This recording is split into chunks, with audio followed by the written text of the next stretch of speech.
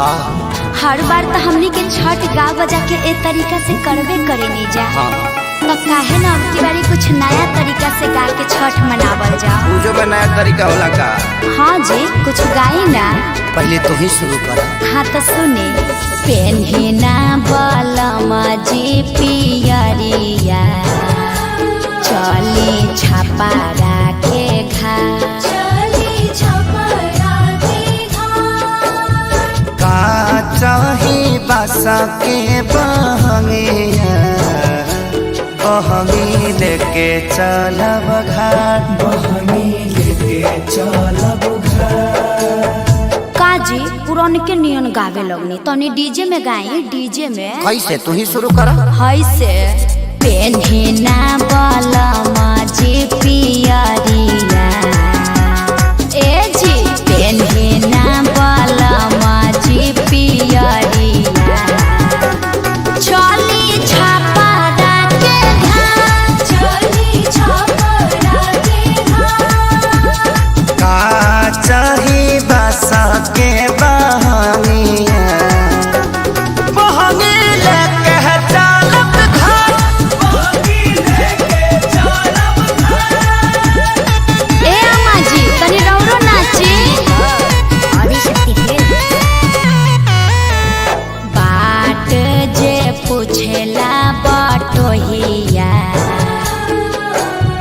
बाट जे पूछेला बटोहिया, ई दल के करा के जा, ई दल के करा के जा। तू तया धरा हवे रे बटोहिया, तू तया धरा होइबे रे बटोहिया। ई दल छठी माई के जाय, ई दल छठी माई के जाय। का चाही बासा के बहंगिया, तब हम ही ना चाहता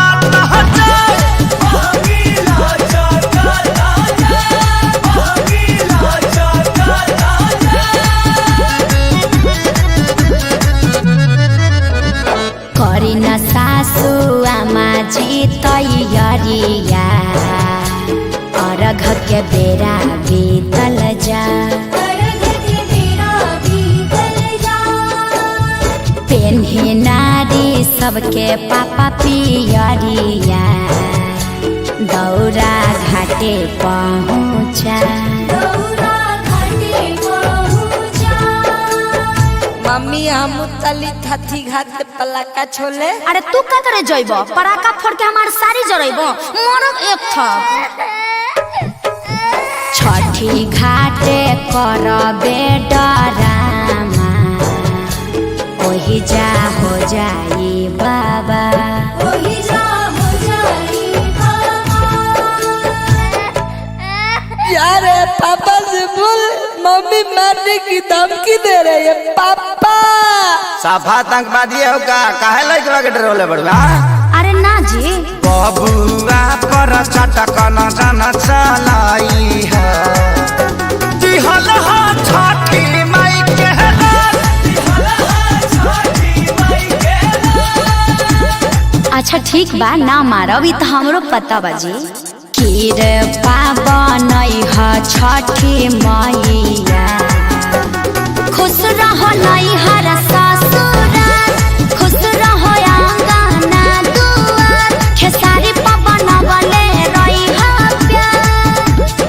हे छठी मैया, तनी कश्यप जी पर ध्यान देत रही ह, विवाद से बचई ह।